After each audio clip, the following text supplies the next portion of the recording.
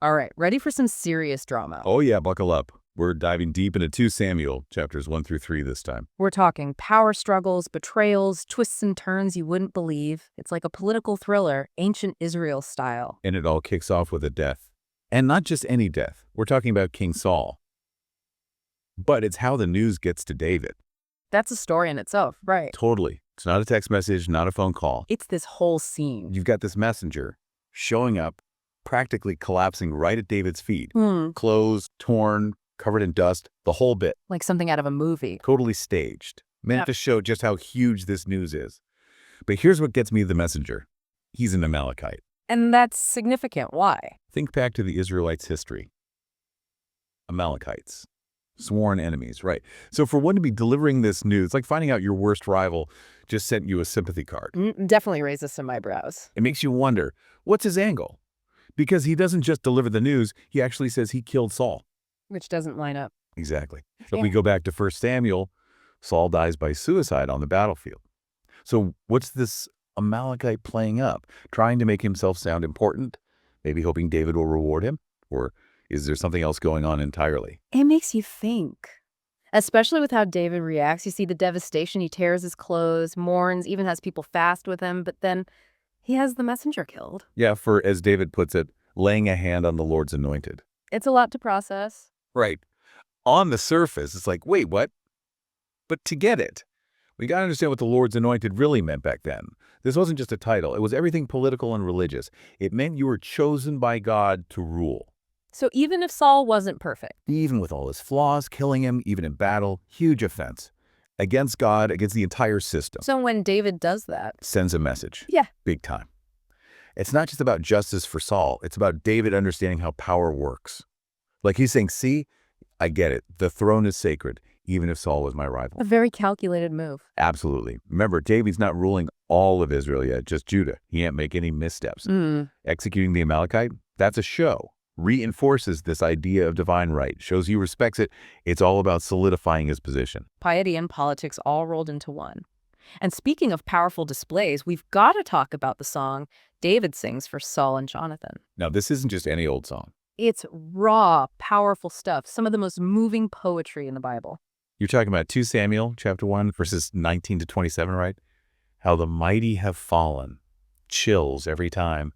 And when he compares his love for Jonathan to something even greater than the love between men and women, heartbreaking. Absolutely heartbreaking. Makes you think about grief back then. This wasn't something private. It was public, a way to honor the dead, but also maybe to deal with your own emotions. For sure. And this song, it has this extra layer to it. It's from the book of Jashar. Imagine. A whole collection of ancient poetry and songs, lost to time. Lost to time. We have this one piece, this little glimpse into a lost world. Makes you wonder what else is out there. Tantalizing, isn't it? But with Saul gone, the story's just getting started. Because now the question is, who takes over? Who's going to be king? And I think we both know it's not going to be simple. Oh, not even close. This isn't a smooth transition. It's a recipe for conflict. And trust me, it's about to get good.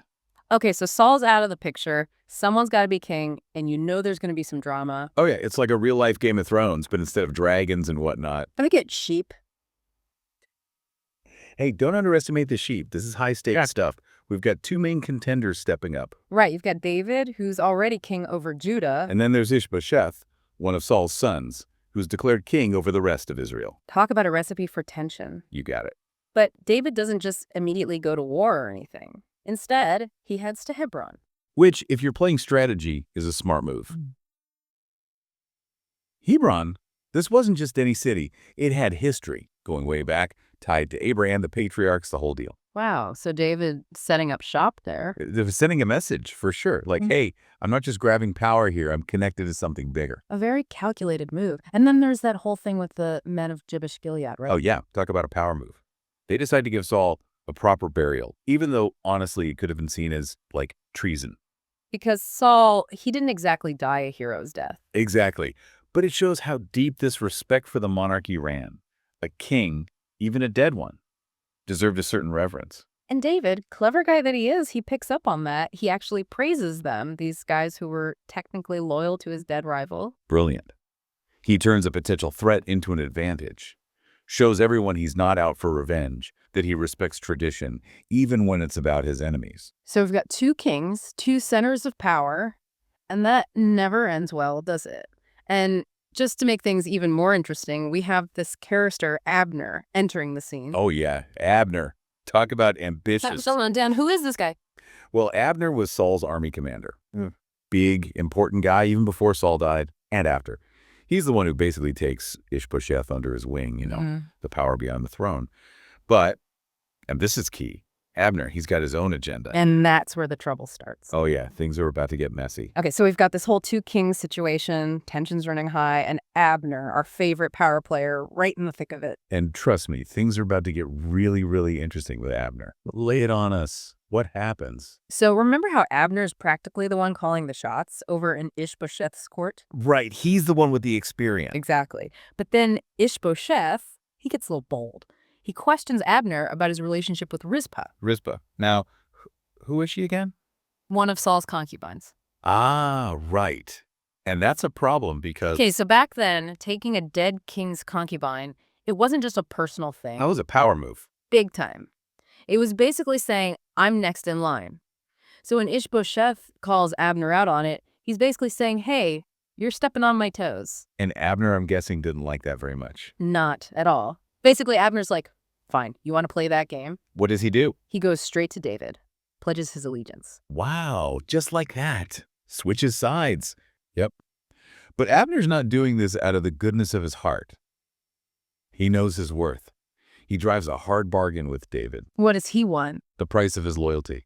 Michal. David's first wife. Saul's daughter. The one and only. Oh, poor Michal. She keeps getting dragged into this whole mess. Mm. First, her father basically uses her as a pawn to secure an alliance. It's true, and now Abner's trying to do the same thing. It really highlights how women were often treated back then, doesn't it? Yeah. Like bargaining chips in a man's game. It's one of those things you got to think about when you read these stories. There's a lot going on beneath the surface. No kidding. So Abner makes this deal with David, heads back to Hebron, ready to, just hand over the kingdom? That was the plan. But not everyone's on board with this whole peace treaty thing. Oh no. Who's going to cause problems now? Joab, David's general. And let's just say Joab is not known for his patience or forgiving nature.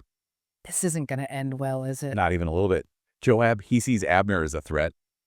The guy who's trying to just waltz in and take over after everything they've fought for. And I'm guessing he hasn't forgotten that whole blood feud thing. You got it.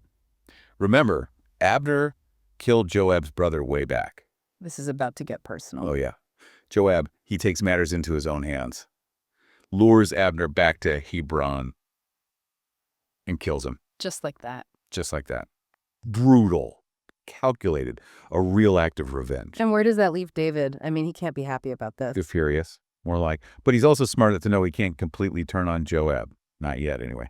So he does this whole public mourning thing for Abner, even curses Joab. But doesn't really punish him. Exactly. David's power is still kind of shaky at this point. He needs Joab, whether he likes it or not. It's life and death, power, loyalty, all messy, especially back then. Right. But that's what makes these stories so fascinating, right? Totally.